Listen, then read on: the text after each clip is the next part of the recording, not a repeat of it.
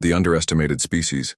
The crystal spires of Nexus Prime stretched toward 3 suns, their surfaces gleaming with the accumulated wealth of 1,000 worlds. Within the Grand Assembly Hall, representatives from the galaxy's most powerful civilizations gathered for the annual trade summit. The air shimmered with translation fields as dozens of species conducted business in a symphony of clicks, whistles, and harmonic frequencies.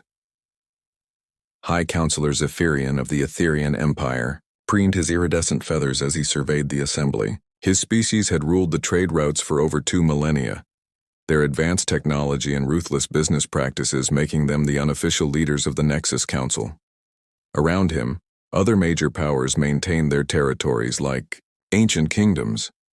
The Hive Collective's insectoid representatives clustered in their geometric formations, their compound eyes reflecting cold intelligence. The crystalline Shadari floated in their containment suits, their forms barely visible through the prismatic barriers that kept their energy bodies stable. The hall's acoustics carried whispers of amusement as the newest applicants were announced. Captain Sarah Chen walked into the assembly with confidence that surprised many observers. Behind her, a small delegation of humans followed, their simple clothing and basic technology marking them as primitives in this gathering of galactic powers. They had arrived in ships that looked crude compared to the sleek vessels in orbit, their hulls scarred by space travel and battle. Zephyrian's voice rang out with barely concealed mockery. So the inhabitants of the backwater system wish to join our esteemed organization. His translator rendered the words with perfect diplomatic courtesy, but the tone carried across species barriers. Tell us, Captain Chen, what could your young civilization possibly offer to enhance our already perfect trade network? Sarah stood at the center of the assembly, surrounded by beings who had conquered stars while her ancestors were still discovering fire. She wore the blue uniform of Earth's diplomatic corps, a simple design that contrasted sharply with the elaborate ceremonial garments around her. Her brown hair was pulled back in a practical ponytail, and her green eyes held a steady gaze that seemed to catalog every detail of the chamber. We offer something that seems to have been forgotten in this hall, she replied calmly. Adaptability, innovation, the willingness to find solutions where others see only problems. Her words were translated instantly, but several counselors exchanged glances that suggested they found human arrogance amusing rather than impressive. Admiral Korath of the Hive Collective leaned forward, his mandibles clicking in what passed for laughter among his kind. Adaptability? Your species has existed for less than 2 million years. My people have maintained galactic stability for 50 times longer. What innovations could you possibly possess that we have not already perfected? Dr. Marcus Webb, the elderly scientist who served as Sarah's technical advisor, stepped forward. His white hair and lined face spoke of decades spent pushing the boundaries of human knowledge. Perhaps we could demonstrate our mining techniques, our agricultural methods, our approach to artificial intelligence development. Each suggestion was met with dismissive gestures from various counselors. Your mining techniques are crude, declared a Shadari representative, their crystalline form pulsing with condescending colors. Your agriculture is inefficient. Your artificial intelligence is primitive compared to our quantum consciousness networks. The assembled delegates murmured agreement, their various forms of communication creating a cacophony of dismissal. But Sarah had expected this reception. Humanity had been monitoring galactic communications for decades before making first contact, studying the power structures and attitudes that dominated interstellar politics. She knew that the Nexus Council viewed newcomers as either resources to be exploited or threats to be eliminated. There was rarely a middle ground. We understand your skepticism, Sarah said, her voice carrying to every corner of the vast hall. But we're not asking for charity. We're offering partnership, fair trade agreements that benefit all parties. She activated a holographic display showing Earth's resource surveys and proposed trade routes. We have rare Earth elements, diverse biological samples, and manufacturing capabilities that could complement your existing networks. Zephyrian's laughter was like wind chimes in a hurricane. Partnership? Little human, you misunderstand the nature of galactic commerce. The Nexus Council does not form partnerships with primitive species. We offer protection and guidance in exchange for resources and compliance. His eyes glittered with predatory interest. Your system contains several valuable asteroid belts and at least 3 habitable worlds. We would be willing to establish mining operations and agricultural colonies, naturally with appropriate oversight from more experienced civilizations. The meaning was clear. The Council intended to strip humanity's solar system of resources while treating humans as a labor force. Sarah felt the familiar fire building in her chest, the same anger that had driven her species to survive ice ages, plagues, and wars. But she kept her voice level and professional. "That's not acceptable," she said simply. "Humanity will maintain sovereignty over our territories while engaging in mutually beneficial trade. We're not seeking charity, and we won't accept subjugation." The hall erupted in sounds that required no translation. Laughter, screeching, harmonic discords that conveyed amusement and disbelief. Several counselors rose from their positions, their forms bristling with indignation at human audacity. How dare these newcomers reject the generous offer of the galactic powers? "You have no choice in the matter," Admiral Korath declared, his voice carrying the authority of billion-strong hive minds. "Your species lacks the military capability to enforce such demands. Your technology is centuries behind our most basic systems. Your ships are barely capable of interstellar travel." He gestured dismissively with one of his 6 arms. "Accept our terms, or face the consequences of defying the established order." Sarah looked around the chamber, meeting the eyes of beings who had never faced serious opposition to their will. She thought of Earth, where humanity had survived and thrived despite every obstacle the universe could throw at them. Natural disasters, resource scarcity, climate change, wars that threatened to destroy civilization itself. Each challenge had forged them stronger, more creative, more determined. "You're making a mistake," she said quietly. Her words seemed insignificant in the vast chamber, but something in her tone made several counselors pause their celebrations. "You assume that technology and age guarantee victory. You believe that your past successes make you invincible." She took a step forward, and somehow the movement seemed to command attention. "But you've never faced an enemy that thrives on being underestimated." Dr. Webb touched his comm device, sending a coded signal that would be relayed through quantum entanglement to Earth Command. The message was simple. Negotiations had failed, and humanity was now at war with the galactic establishment. Across human space, military commanders who had been waiting for this moment began implementing plans that had been decades in the making. Zephyrian's feathers ruffled with annoyance. "Threats from primitives are hardly impressive. Your entire military consists of what? A few hundred ships? The Etherian Empire alone commands fleets that number in the tens of thousands. The combined might of the Nexus Council could sterilize your system without suffering a single casualty." "Perhaps," Sarah admitted. "But you'll find that humans don't fight the way you expect. We don't follow your rules or accept your definitions of impossible." She began walking toward the exit, her delegation falling in behind her. "When your trade convoys start disappearing, when your mining stations go silent, when your communication networks are compromised, remember this moment. Remember that you chose war over partnership." The council chambers erupted in outraged voices as the human delegation departed. Several members called for immediate military action, demanding that the upstart species be crushed before their defiance could inspire others. But a few older, wiser voices urged caution. They had studied the historical records of species that had underestimated opponents, and the results were rarely pleasant. Within hours of the humans' departure from Nexus Prime, the first reports began arriving. A convoy of Etherian freighters had vanished near the edge of human space, their escort vessels found drifting with their crews unconscious, and their navigation systems wiped clean. A Hive Collective mining facility reported complete system failures. Their automated defenses somehow turned against their own installations. Shadari communication relays began broadcasting human music and poetry instead of official transmissions. Admiral Korath stood before a tactical display showing the spreading chaos, his compound eyes processing information faster than most organic minds could comprehend. "How is this possible?" he demanded of his intelligence officers. "Their ships are primitive, Their weapons are basic projectile systems. How are they achieving these results? The answer came from an unexpected source. A captured human engineer found aboard one of the disabled freighters had been subjected to various interrogation techniques that proved remarkably ineffective. Humans, it seemed, possessed an unusual resistance to both physical and mental coercion, treating pain and fear as obstacles to overcome rather than absolute barriers. "You don't understand us at all," the engineer had told her captors with a bloody smile. "You think technology is about having the best equipment, but humans learned long ago that the best technology is the one that works when everything else fails.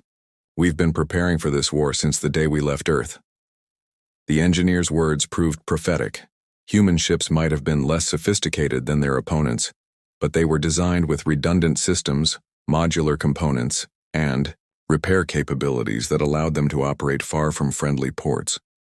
Human weapons might have been kinetic rather than energy-based, but they were cheap to manufacture, reliable in extreme conditions, and devastatingly effective when used creatively. More importantly, humans fought with a psychological edge that the galactic powers had never encountered. Where other species formed hierarchies and fought according to established doctrines, humans operated with a chaotic flexibility that made their actions nearly impossible to predict. They used tactics that ranged from ancient siege warfare to cutting-edge cyber attacks, often in the same battle. High Counselor Zephyrian received the reports with growing alarm.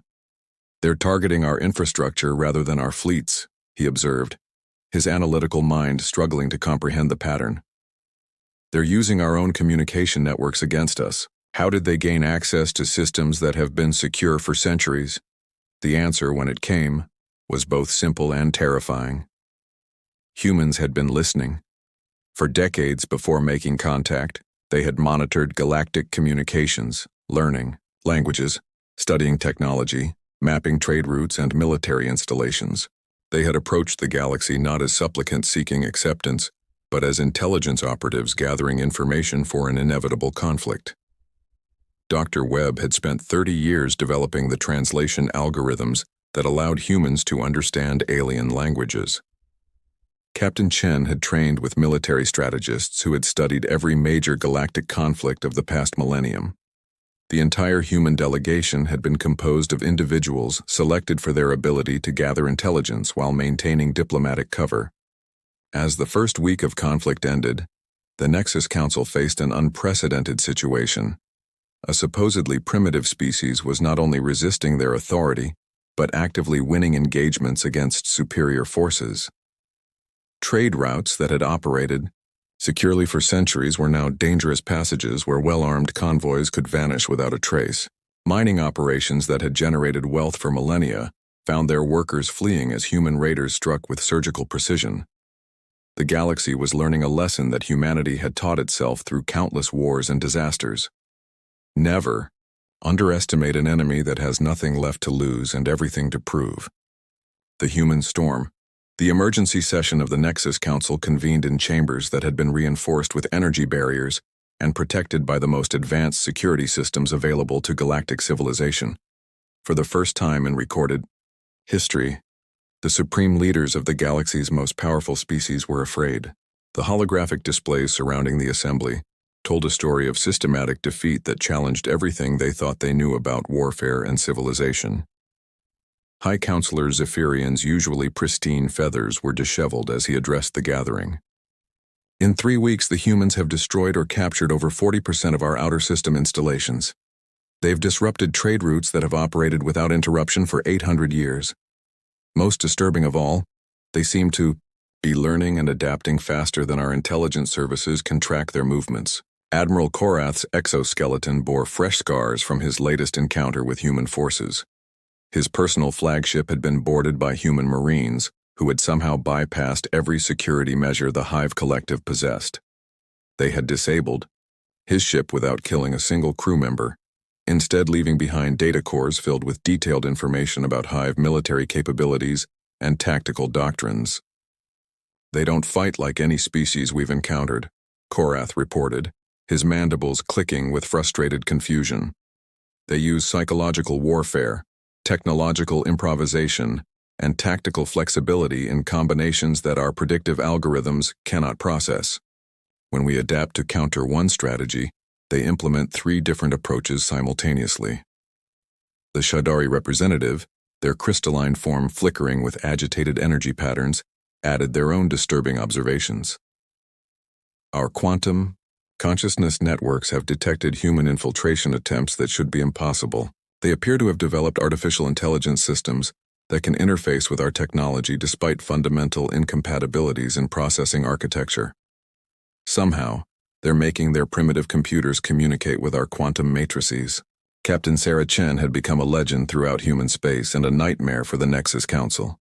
Her face appeared on wanted posters across 100 worlds, but she seemed capable of being everywhere at once. Intelligence reports placed her simultaneously commanding fleet actions in different sectors, leading ground assaults on fortified positions, and conducting diplomatic missions with neutral species who were watching the conflict with growing interest. The truth was both simpler and more complex than the Council realized. Sarah had not become superhuman, but she had become the focal point of a military doctrine that emphasized distributed command and adaptive tactics.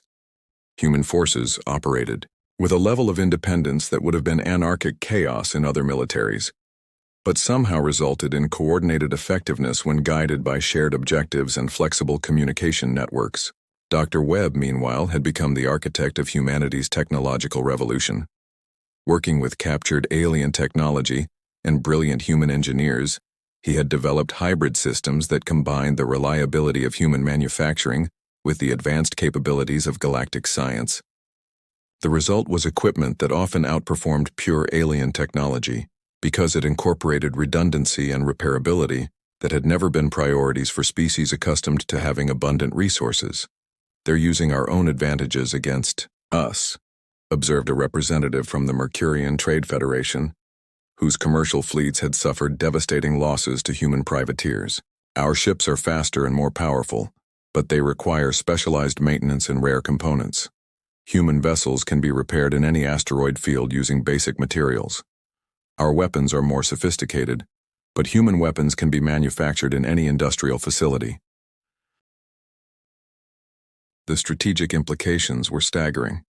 The Nexus Council had built their power on technological superiority and resource abundance, but humans had turned those advantages into vulnerabilities. Every destroyed alien ship represented irreplaceable resources and specialized manufacturing capacity, while every human loss could be replaced with improved designs that incorporated lessons learned from the previous engagement. But the most disturbing aspect of the human offensive was its psychological impact. For millennia, the galactic powers had maintained order through the assumption of inevitable victory. Minor species accepted subordinate positions because resistance seemed futile. Now humanity was demonstrating that determination and creativity could overcome technological disadvantage, inspiring other civilizations to reconsider their relationships with the established powers. Zephyrian activated a secure communication channel, his image appearing simultaneously in the command centers of every major Nexus fleet. "All units are hereby authorized to use maximum force against human targets. The threat they represent extends beyond immediate military concerns. If other species begin to emulate their resistance tactics, the stability of galactic civilization itself could be compromised." The escalation order resulted in the largest military mobilization in galactic history. Fleets that had never worked together were forced into cooperation, as the Council realized that humanity could not be defeated by individual member species. The combined armada that assembled at the edge of human space represented firepower capable of sterilizing entire star systems. Sarah watched the alien fleets approach from the bridge of the UHSS Defiance, humanity's first true warship designed specifically for combat against technologically superior opponents. Unlike the converted civilian vessels that had carried out the initial raids, the Defiance incorporated every lesson learned from 3 weeks of constant warfare. Its armor was a composite of human steel and alien alloys.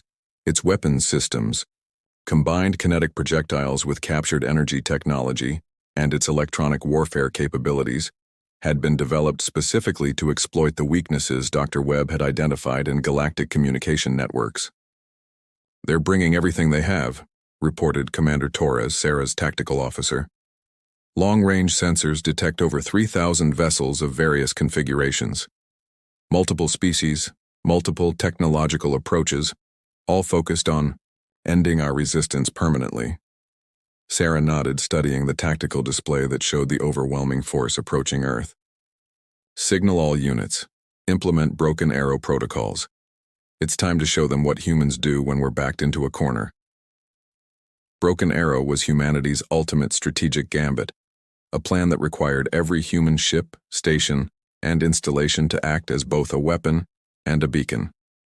Rather than concentrating their forces for a traditional defensive action, humanity would scatter their assets throughout the solar system while maintaining communication through quantum entanglement networks that the aliens had never learned to disrupt. The battle for Earth began not with massive fleet engagements, but with a series of seemingly random encounters that gradually revealed the scope of human preparation. Alien scouts found that every asteroid had been hollowed out and converted into a weapons platform. Merchant vessels that appeared to be fleeing suddenly reversed course and launched suicide attacks against capital ships. Communication satellites broadcast interference patterns that disrupted alien coordination while providing perfect targeting data for human forces. Admiral Korath found himself commanding a fleet that was technically superior to everything humanity could field, but somehow losing ground in every engagement. "They've turned their entire solar system into a weapon," he reported to the Council via quantum burst transmission. "Every piece of debris, every civilian installation, every commercial vessel has been integrated into their defensive network. We're not fighting a military force, we're fighting an entire civilization that has chosen war over surrender." The psychological impact on alien forces was devastating. Species that had never encountered serious resistance found themselves facing enemies who seemed to welcome death as long as they could inflict damage in return. Human crews would ram their ships into alien vessels rather than surrender. Human soldiers would continue fighting with improvised weapons after their equipment was destroyed.